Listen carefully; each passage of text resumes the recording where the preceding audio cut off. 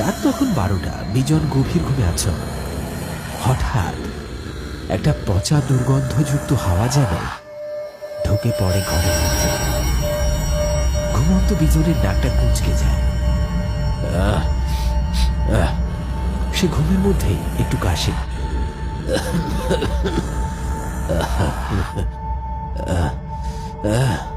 নিঃশ্বাস নিতেই গন্ধটা আরো প্রবলভাবে তার গলা চেপে ধরে। সে ধাক্কা খেয়ে জেগে উঠে বসে।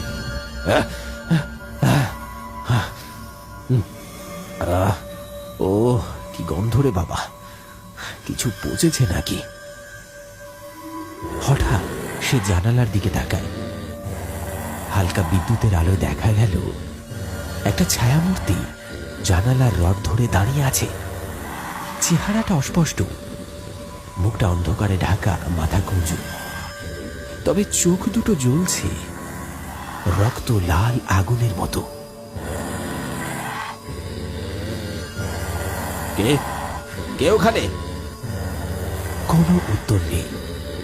বিজন আবার জিজ্ঞাসা করল, কে কে ওখানে?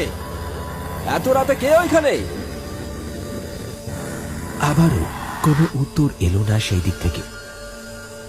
বিজন এক পা করে এগিয়ে গেল জানালার দিকে, আর সেদিকে এগোতেই এক ঝটকায় ছায়াটা সরে যায় জানালা।